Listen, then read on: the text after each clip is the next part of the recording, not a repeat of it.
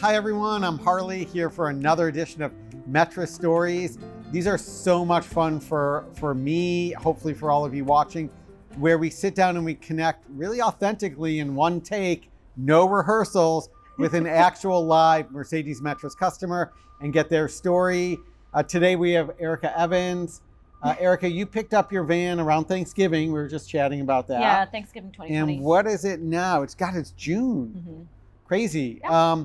So about 6 months. Yeah, about 6 months. 6 months.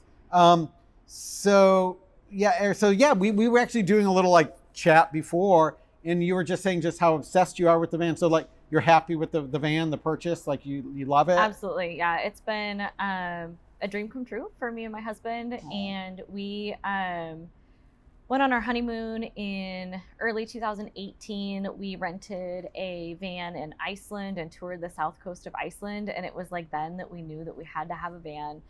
And for a long time, we didn't really think it was going to be a possibility, just trying to figure out finances and stuff for that. And then I always had my eye on a Westfalia. Oh, like and the vintage VWs. Obsessed with the vintage, Yeah. but then thinking practically about the future and needing a car that's safe and gonna last for a long time that doesn't need a lot of maintenance. When the Weekender came out, like we knew that that was the perfect mesh of both old and new. Yeah. That really fulfilled my love of the pop top, like super classic, cute, but then also has more reliability than a classic car. No, totally. We get it. For those of you watching, like, you know, we have two sister businesses, a rental business and the very well-known vintage VW shop, and we get it. Yeah. You know, like we love the vintage VW vans or the Heart and Soul of Peace vans. And we get it. Like we have a series of customers, or we're in a customer in that shop, but people really want that platform, and it's hard. Like you have to really have a budget and the desire to like invest in a really aging platform. So like stepping into this, you know, it's not, no offense taken. We still love our old vans too. Yeah. But we love these new vans. And so you just came back from a 2 or 3 week trip to like Moab? 16 nights, 17 days. Yeah. And so how was it? Was that your first, I know you've done a bunch of small, was that your first long trip? That was our first long trip. So it was really the first test of like, how long can we like stay in the van comfortably? What were you in it what all do we need 16 to do? nights? We did not. So we were traveling with 2? family. So we spent a few nights in Airbnbs with them, mostly in St. George, but there was 1 or 2 nights along the way. So I think we did like 10 nights in the van and 6 nights in Airbnbs, just either for convenience or to spend more time with family. And it was incredible. It was such a great experience, and I loved being able to just kind of be immersed in the places that we were visiting, rather than, you know, when you stay in a house you don't quite get that same experience. Totally, and yeah. I love camping and stuff like that, but you can't set up a tent for 10 nights in a row. It's too much. Not at our ages. That would kill me. It would kill me. So this was a great way for us to be able to have the camping experience, but make it a little bit more sustainable emotionally and physically. And you travel, correct me if I'm wrong, you travel with 2 things that strike me as memorable. You bike a lot. Yeah. So your bikes. Yeah. And then your dog. There's a dog involved in your family, isn't there? Right? What's the dog's name? He's Miko. Miko. Yeah. Miko. So what's it like traveling with bikes and a dog in the Metris? It was awesome. We've got the rack on the back. It has the swing arm, so we can still access the kitchen. Because you have the little kitchen box too, right? Yeah. Cooler and everything in the back. So that makes it super easy. It's easy bikes on and off. And then the dog's super comfortable in here.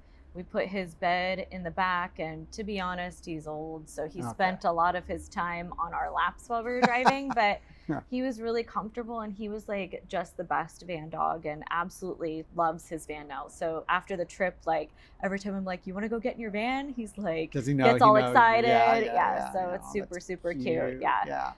But yeah, so we did a ton of mountain biking while we were traveling all through Oregon and Utah, and then I don't think we rode while we were in Nevada, but it was great to have a place to come and sleep and be comfortable. Right. And sleeping, are you a pop top or a lower bunk, or do you switch? We love the pop top because that way we have more social space down below. Sure. We call it downstairs, upstairs and downstairs. It's like a 2-bedroom condo. Yeah, exactly. It's like a very small Manhattan loft. Yeah, exactly. Or like, the apartment we had in Columbia City, just like right. little shoebox. Yeah. So we like sleeping up top.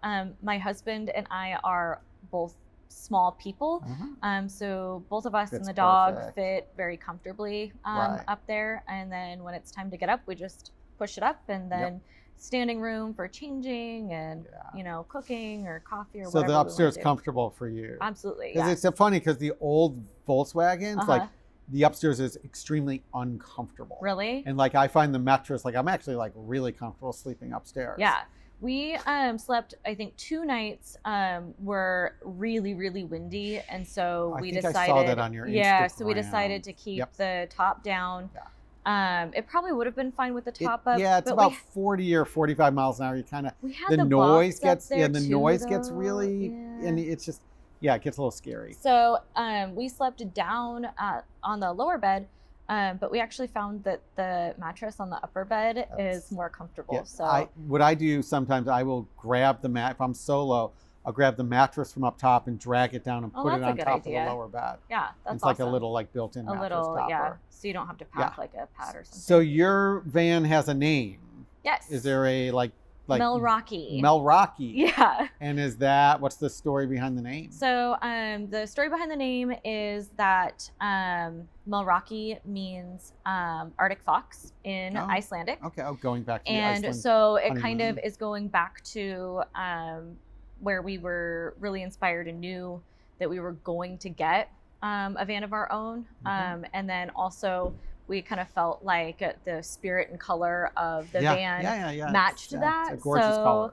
And she's a spunky, squirrely little thing, and so we can take her wherever we want. We haven't really been limited on roads or anything for where we want to go yet, except for this one crazy. Do you a fair amount of like Forest Service that's basically all we do. Yeah. So I mean, I should say all we do. Every once in a while, it's nice to just have a reserved campsite and you go to the state park or whatever and camp there. But here, and actually when we went to Moab, we did a lot of dispersed camping. But here, especially in Washington, where we know exactly where to go, dispersed camping is kind of our jam. Yeah, we did another story with, you should follow him on Instagram, Dylan. Okay. All he does is dispersed camping in Washington, Oregon. Yeah. And he's got, what did he say? Something like 250 GPS coordinates marked. Nice. Yeah, he goes with this. Does he share that?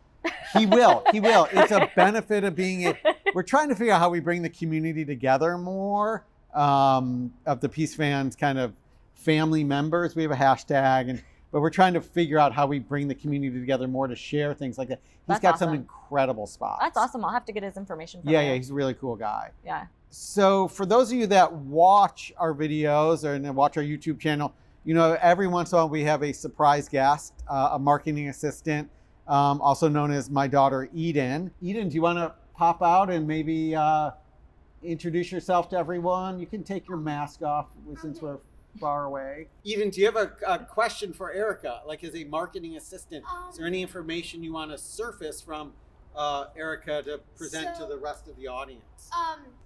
If you were to like go on a really long trip, months and months, what would you do when it comes to like food storage? Would you just continuously buy food along the way? Because I know that you'd probably bring a cooler, but like the mini fridge can be really handy sometimes. What do you think you'd do about that? So we have put a lot of thought into the mini fridge and the space investment versus the actual space inside of the refrigerator is kind of the part that we just haven't been able to jump into it. We have invested in really nice coolers, so We have both a soft Yeti and a hard-sided Yeti. And those, on our trip, I think we got like 5 days before we had to do ice, and we needed more food by then, and we would have needed more food in a refrigerator anyways. So it's a little bit of a pain to have to take everything out and dump the ice and stuff. But at the end of the day, I felt like we were able to carry more. I guess a really nice cooler would work just as well as a fridge. Yeah. Great. Well, Eden, so nice to see you. You knew I was here. Yeah. I know. But thank you for helping out. Just feels so good to have you as part of our family. I love it. I'm just like, it's a community, and it's been great to connect with other people who have Metrises and some of your guys' customers and stuff, and just kind of building a little family. So I like it. Thank you. Yeah. All right. Well, thank you all for joining another Metris story. Erika, thank you so much for bringing your van. You're welcome. I think we're going to do a little mini tour of your van next, and there'll be some stuff after that. Eden, thank you. Thanks. And you're welcome. everyone have a great afternoon. Bye, everyone. Bye.